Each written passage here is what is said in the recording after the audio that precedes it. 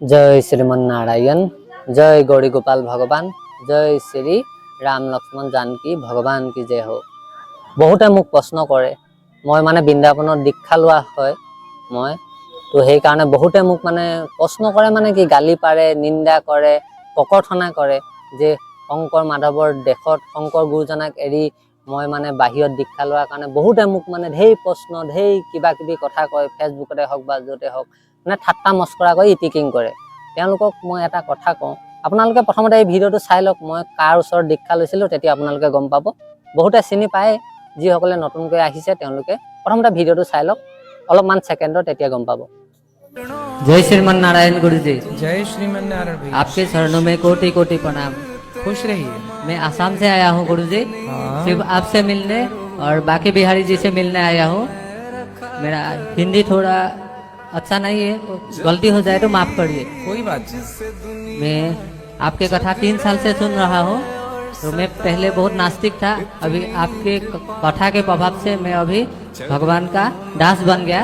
वाह, काल आपसे दीक्षा भी लिया हूँ। सुंदर। तो इसीलिए मैं आसाम से आपके लिए एक गमछा लेके आया हूँ, एक बाकी बिहारी जी के लिए लाए हैं और एक आपके लिए लाए हैं। तो मैं आपके शरण में वहाँ आके देना चाहता हूँ। हाँ हाँ, स्वागत है। मुझे केवल इतना ही आशीर्वाद दीजिए कि भगवान के चरणों में सदा भक्ति बहे। सदा सुखी रहो। से दुनिया झगड़े और सताए, इतनी कृपा करो चरणों में रखा करो। এতিয়া আপোনালোকে ভিডিঅ'টো চালে মোৰ গুৰু এওঁৱে হয়। দীক্ষা লোৱাৰ পিছত গুৰুজীৰ নাম ক'ব নালাগে কাৰণে মই স্ক্ৰীনশ্বটটা দি দিছোঁ। তেওঁৰ নামটো তেতিয়া আপোনালোকে ভালকৈ জানি লওক। নামটো মানে পাই যাব, এইটো স্ক্ৰীনশ্বটটো দি দিছোঁ। আৰু মই এওঁৰ ওচৰত দীক্ষা কিয় ল'লোঁ চাওক। ইয়াত এটা বহুত ভিতৰুৱা এটা কাহিনী আছে মোৰ জীৱনৰ লগত জড়িত। এওঁক নোপোৱা হ'লে মই আজিলৈকে জীয়াই নাথাকিলোহেঁতেন। প্ৰথম কথাটো কাৰণ 2019 চনত মই মোৰ কাহিনীটো অলপ শ্বৰ্টকৈ আপোনালোকক কৈ দিছোঁ। 2019 চনত যেতিয়া মই বহুত ডিপ্ৰেশ্যনত আছিলোঁ, টেনশ্যনত আছিলোঁ, মই মানে ইমানেই ডিপ্ৰেশ্যনত আছিলোঁ, মই 3বাৰ ছুইচাইড কৰিবলৈ লোৱা মানুহ, আত্মহত্যা কৰিবলৈ লৈছিলোঁ 3বাৰ। আজি যদি মই গুৰুজীক নোপোৱা হ'লে মই আজি জীয়াই নাথাকিলোহেঁতেন। তাৰপিছত মই বহুত মটিভেশ্যনেল ভিডিঅ' হওক তেনেকুৱা ভিডিঅ' চাই ইমানেই চালোঁ, মানে তথাপিতো মটিভেশ্যনেল ভিডিঅ'বিলাক চাওঁতে কি হয়, এদিনৰ কাৰণে মটিভেট হৈ যাওঁ, ভাল হৈ যায়, কিন্তু পাছত আকৌ মই ডিপ্ৰেশ্যনত যাওঁ। তো মানে এটাই ৰাস্তা বিচাৰিছিলোঁগৈ মই, মানে মৃত্যুৰ বাহিৰে যে কোনো মোৰ শান্তি নহ'বই। তাৰপিছত এদিন ভগৱানৰ কৃপাত কি হ'ল, গুৰুজীৰ ভিডিঅ' এটা পাই গ'লোঁ, ডিপ্ৰেশ্যনৰ পৰা কেনেকৈ মুক্তি পাব পাৰি। তো ভিডিঅ'টো মই চাই সেই দিনাখনিৰ পৰাই মোৰ জীৱনটো সম্পূৰ্ণৰূপে সলনি হৈ গ'ল। আজি যদি জীয়াই আছোঁ কেৱল মই গুৰুজীৰ কাৰণে জীয়াই আছোঁ। মা দেউতাই মোক কেৱল জন্ম দিলে, কিন্তু গুৰুজীয়ে মোক নতুনকৈ জীৱন দান দিলে। সেয়েহে ইয়াত মোক কোনোবাই হাঁহিলেও বা কোনোবাই ইটিকিং কৰিলেও এটা কথা কওঁ যে আপোনালোকে মোক বেয়া পাই লাভ নাই। আৰু এটা কথা কৈছোঁ যে শংকৰ গুৰুজনা থকা হ'লে মই তেওঁৰ চৰণতে দীক্ষা ল'লোঁ হয়। আৰু এতিয়া মোক এওঁ জীৱনটো সলনি কৰিলে, ভিতৰৰ অন্ধকাৰ আঁতৰাই মোক এটা পোহৰৰ দিশত আগুৱাই লৈ গ'ল। কৈছে নহয়, গু মানে আন্ধাৰ, ৰু মানে পোহৰ। যি মানুহৰ অন্ধকাৰৰ পৰা পোহৰলৈ লৈ যায় তেওঁকেইতো গুৰু বুলি কোৱা হয়। আৰু মোৰ জীৱনটো সলনি কৰিলে। সেয়েহে মই সেই দিনাখনিৰ পৰাই 1 মাহমান কণ্টিনিউ এওঁ ভিডিঅ' চোৱাৰ পিছত মই সম্পূৰ্ণ ডিপ্ৰেশ্যনৰ পৰা মুক্ত হৈ গ'লোঁ। ডক্তৰে ভাল কৰিব নোৱাৰা যিটো বেমাৰ। তো সেইদিনাখনিৰ পৰাই মই এটা সংকল্প ল'লোঁ, জীৱনত যদি গুৰু বনাওঁ, তেতিয়ালৈকে আকৌ মই বৃন্দাবনৰ বিষয়ে নাজানো। বৃন্দাবন ভাবিছিলোঁ স্বৰ্গ নৰক যেনেকৈ হয় মৰাৰ পিছত দেখে, তেতিয়াও মানে বৃন্দাবনো তেনেকৈ মৃত্যুৰ পিছতহে দৰ্শন হয় বুলি জানিছিলোঁ, আৰু ইমান বিশেষ নাজানো। এওঁৰ পৰা বৃন্দাবনৰ মহিমাৰ বিষয়ে গম পালোঁ। আৰু আপোনাৰ গোটেই মানে মোৰ অন্ধকাৰ আঁতৰি ডিপ্ৰেশ্যনৰ পৰা মুক্তি পাই মোৰ জীৱনটোৱে সলনি হৈ গ'ল। মৃত্যুৰ পৰা যদি বচালে এওঁ বচালে। এতিয়া যিসকলে মোক হাঁহে, নিন্দা কৰে, ইটিকিং কৰে যে মই শংকৰ গুৰুজনাক এৰি পিনি, প্ৰথম কথাটো হ'ল শংকৰ গুৰুজনা বৰ্তমান নাই। থকা হ'লেতো তাত কোনো সন্দেহ নাই যে মই তেওঁৰ ওচৰতে দীক্ষা ল'লোঁ হয়। আৰু ইয়াতো এটা মই কথা কওঁ আপোনালোকেও, যে কাৰোবাৰ কথা শুনি যে শৰণ ল'ব লাগে বুলিয়ে যে কাৰোবাৰ চৰণত শৰণ ল'লোঁ সেইটো কথা নহয়। আপোনাৰ মনত, মোৰ মনত বহুত প্ৰশ্ন থাকে ভগৱানৰ বিষয়ে জানিবলৈ, আধ্যাত্মৰ বিষয়ে জানিবলৈ, যিয়ে এই প্ৰশ্নখিনি সমাধান কৰি দিব পাৰে, উত্তৰটো দিব পাৰে, তেওঁৰ ওচৰত মোৰ মতে শৰণ লোৱা উচিত। কাৰণ ঘৰৰ পৰম্পৰা মতে চলি আছে বুলিয়েই যে ময়ো মা দেউতাই য'ত শৰণ ল'লে ময়ো তাতেই শৰণ ল'ম, তেনেকুৱা কোনো কথা নহয়।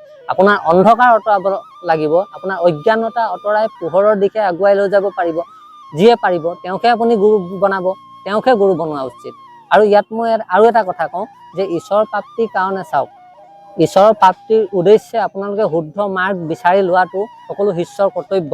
কাৰোবাৰ কথা শুনি যে আমুককে গুৰু বনাব সেই নহয়, যে কোনোবাই ক'লে মই তেওঁ গুৰু বনাই ল'লো, সেইটো কথা নহয়। আপোনাৰ অন্ধকাৰ কোনে আঁতৰাব পাৰিলে, সংশয়বিলাক কোনে আঁতৰাব পাৰিলে, হয় নাই? প্ৰভু প্ৰেম লাভ কৰাটোহে মুখ্য মানে মূল লক্ষ্য আৰু উদ্দেশ্য হ'ব লাগে। গুৰু দুজনাটো শংকৰ গুৰুজনা মাধৱ গুৰুজনা আমাৰ পৰম গুৰু হিচাপে সদায় থাকে। মই ৰাতিপুৱা শুই উঠিয়ে শংকৰ গুৰুজনা 5জন মহাভাগৱতৰ মানে পৰম বৈষ্ণৱৰ নাম ল'ব লাগে বুলি কয়, মই শংকৰ গুৰুজনাও নাম লওঁ। গুৰু দুজনা আমাৰ মানে পৰম গুৰু হিচাপে সদায় থাকিব। মই বৃন্দাবনত দীক্ষা ল'লেই যে গুৰু দুজনাক অপমান কৰিলোঁ বা তেওঁলোকক মই কিবা বেলেগ এটা হেৰি কৰিলোঁ, সেইটো কথা নুবুজাই নহয়। মই বৃন্দাবনত দীক্ষা ল'লোঁ আৰু ভালকৈ শংকৰ গুৰুজনাৰ দৰ্শনবিলাক ভালকৈ মই বুজিব পাৰিছোঁহে, মোৰ সহজে হৈছে। যিসকলে কয় মানে অসমৰ মানে গুৰুসকলক অপমান কৰিলোঁ বুলি, তেওঁলোকক মানে বহুত বেয়াকৈ কৈছে মোক। চাওক, এতিয়া উচ্চ শিক্ষাৰ কাৰণে অসমৰ কিছুমান ল'ৰা ছোৱালীও গৈ বিদেশত পঢ়েগৈ, বাহিৰত পঢ়েগৈ, শিক্ষা লাভ কৰিবলৈ যায়। সেই বুলি কি অসমৰ শিক্ষাগুৰুসকলক অপমান কৰা হ'ল নেকি? তেওঁলোকক মানে হেৰি কৰা, নিন্দা কৰা বুজায় নেকি? মোক মানে এনেকুৱাকৈ যে কিছুমানে কয়। ইয়াত মই এটা কথা কওঁ আপোনালোকক, আপোনালোকে বিশ্বাস কৰে নকৰে গম নাপাওঁ। মই যিজন গুৰুৰ ওচৰত আপুনি মোক প্ৰথমতে ভিডিঅ'টো দেখিলে, এই ভিডিঅ'টো এটা সাধাৰণ ভিডিঅ' নহয়।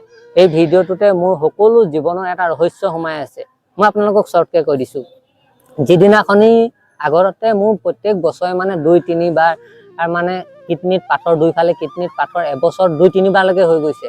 মানে ইমানেই বেমাৰী মানে ৰোগী আছিলোঁ মই, মোৰ বছৰেকত মানে হস্পিটেল গৈয়ে থাকোঁ। বেমাৰী হৈ মানে গোটেই বছৰটো বেমাৰত থাকোঁ বুলি ক'লেও বেয়া নহয়। ডিপ্ৰেশ্যন, টেনশ্যন, বেমাৰত থাকোৱেই। কিন্তু গুৰুজীৰ ওচৰত যেতিয়া আশীৰ্বাদ পালোঁ, গুৰুজীয়ে যেতিয়া হাত মোৰ কপালত ৰাখিলে, সেইদিনাখনিৰ পৰা 2023ৰ পৰা আজি 3-4 বছৰ হ'ল, আজিলৈকে মই ডক্টৰৰ ঘৰত গৈ পোৱা নাই। কয় নহয়, এজন মহা ভাগৱতৰ যদি হাত কপালত পৰে, আপোনাৰ যদি মূৰত পৰে, তেতিয়া আপোনাৰ সকলো দুখ, এজন গুৰুৱেহে আপোনাৰ সকলো মানে অৱগুণ অঁতৰাই পিনি সকলো বাধা বিঘিনি অঁতৰাই আপোনাক মানে এটা কয় নহয়, গুৰুক সাক্ষাৎ ভগৱানৰ লগত তুলনা কৰিছে। এজন সৎ গুৰুৱেহে আপোনাৰ সকলো অমংগল অঁতৰাই মংগল ভৱন অৰ্থাৎ ভগৱানৰ চৰণৰ সাক্ষাৎ, যি কয় নহয় ভাগৱত সাক্ষাৎকাৰ বুলি, ভগৱানৰ সাক্ষাৎ দৰ্শন কৰাই দিব তেওঁহে পাৰে, যি ভগৱানৰ প্ৰকৃত ভক্ত। আৰু তেওঁলোকৰ বাণী কেতিয়াও মিছা নহয়।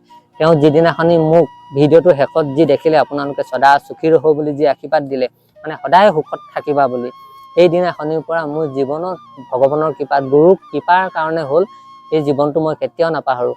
সেই জীৱনটোৰ পৰা মোৰ মানে গোটেই জীৱনটোৱে সলনি হৈ গ'ল। সেইদিনাখনিৰ পৰা মোৰ ৰোগ দুখ সকলো মানে শেষ হৈ মই এটা নতুন জীৱন মানে নতুনকৈ এটা জীৱন দান পালোঁ গুৰুজীৰ পৰা।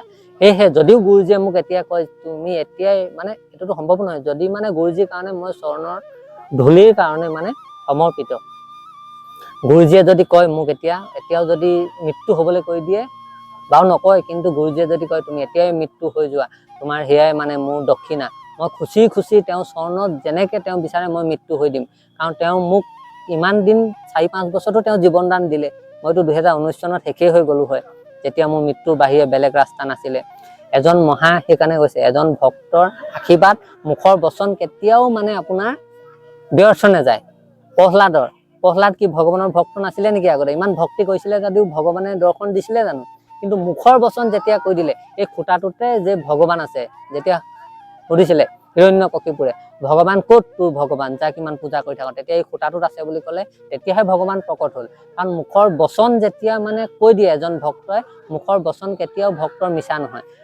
ভক্তিটো বহুত আগৰ পৰা কৰি আছিলে প্ৰহ্লাদজীয়ে, তেতিয়া ভগৱানে দৰ্শন দিছিলেহি নি? দিয়া নাছিলে। সেইকাৰণে ভক্তসকলৰ মুখৰ বাণী কেতিয়াও মিছা হৈ নাযায়। সেইকাৰণে আপোনালোকেও কৈছোঁ, ভক্তসকলক অপমান নকৰিব। যিসকল মহান ভাগৱত আছে, ভক্ত আছে, তেওঁলোকক সদায় যোনে যেনেকৈ ভক্তি কৰিছে সন্মান কৰিব লাগে। তো আপোনালোকে গম পালে। আৰু যিসকলে মোক মানে এইটো প্ৰশ্ন কৰি থাকে যে বাহিৰত দীক্ষা কিয় লোৱা হ'ল, তো সকলো প্ৰশ্নৰ উত্তৰ এই ভিডিঅ'টোতে দি দিলোঁ আপোনালোকক। আৰু যাতে বেছিকৈ প্ৰশ্ন সুধি নাথাকে, তো আপোনালোকে ইয়াৰ বিষয়ে গম পায়। বৃন্দাবনত যদি আহে আপোনালোকে সকলো গম পাব। কিছুমান কথা চাওক, কিছুমান কথা মানে আপোনালোকক নোকোৱাকৈ অনুভৱ হৈ যায়। যেনেকৈ গুৰুজীৰ আশ্ৰমত যদি আপোনালোকে আহে, এতিয়াও 300 কিমানগৰাকী বৃদ্ধ মা আছে, ফুটপাথৰ পৰা ৰাস্তাৰ পৰা তুলি নি ৰাজ আট্টালিকাত ৰাখিছে। তেওঁৰ বিষয়ে আপোনালোকে গুগল কৰিলে সবিশেষ জানিব, মই বিশেষ একো নকওঁ। কিন্তু তেওঁ আশ্ৰমত গ'লে মোৰ এইটো অনুভৱ হয় যে আমি সাক্ষাৎ মানে মোৰ এইটো অনুভৱ গুৰুজীক দেখিলে হয় যে ভগৱানৰ ডাইৰেক্ট হাতখন যদি কাৰোবাৰ ওপৰত পৰি আছে, গুৰুজীৰ যে কপালৰ ওপৰতে পৰি আছে, মানে মাথাৰ ওপৰতে, ওপৰতে পৰি আছে সেইটো মানে সাক্ষাৎ অনুভৱ হৈ যায়, দৰ্শন কৰিলে হৈ যায়। গুৰুজী দৰ্শন কৰা মাত্ৰ সকলো মানে টেনচন ডিপ্ৰেশ্যন আপোনাৰ এজন কয় নহয় মহান ভক্তৰ দৰ্শন কৰিলে আপোনাৰ সাক্ষাৎ ভগৱানৰ দৰ্শন কৰিলে যি সুখ সেইটো সুখ মানে বুজাব নোৱাৰে। সেইকাৰণে আপোনালোকে মোক বেয়া পাই লাভ নাই। মই এজন সৎগুৰু, এজন যিয়ে মোক ভগৱানৰ প্ৰাপ্তি কৰাই দিব পাৰে, শেষলৈ মোৰ বিশ্বাস আছে। মই যদিও ভগৱান মানে ভাগৱত সাক্ষাৎকাৰ বুলি কয় নহয়, ভগৱানৰ সাক্ষাৎ দৰ্শন যদি কৰাব পাৰে এই পৃথিৱীত মোক গুৰুজীৰ বাহিৰে আৰু কোনেও নোৱাৰিব বুলি মানে মোৰ দৃঢ় বিশ্বাস, সেইটো মই অন্তৰৰ পৰা কৈছোঁ। মোৰ গুৰুৰ প্ৰতি যি আস্থা, মোৰ গুৰুজীয়ে সকলোতকৈ শ্ৰেষ্ঠ, সকলোতকৈ উত্তম। মোৰ গুৰুজীৰ নিচিনা পৃথিৱীত দ্বিতীয়জন গুৰু কোনোৱে হ'ব নোৱাৰে। তো মোৰ গুৰুজীৰ প্ৰতি সেয়াই সমৰ্পিত ভাৱ। তো আপোনালোকে যাতে এই প্ৰশ্নটোৰ উত্তৰ গম পালে। তো আজিলৈ হ'ব আৰু ইমানে, ভিডিঅ'টো বহুত দীঘলীয়া হৈ যাব নহ'লে। আৰু জীৱনৰ কিছুমান কাহিনীবিলাক আপোনালোকক মই লাহে লাহে কৈ গৈ থাকিম। মোৰ জীৱনটো ক'ৰ পৰা কেনেকৈ মানে এটা নাস্তিকৰ পৰা কেনেকৈ মই আস্তিক হ'বলৈ পোৱাগৈ নাই, মানে ভগৱানৰ চৰণৰ দিশে আগুৱাই গৈ আছোঁ। কি কি ঘটিলে, ঘাট প্ৰতিঘাত সকলো পাছলৈ বুজাই ক'ম। তো আজিলৈ জয় শ্ৰীমন নাৰায়ণ, জয় শ্ৰীকৃষ্ণ, জয় শ্ৰীৰাম।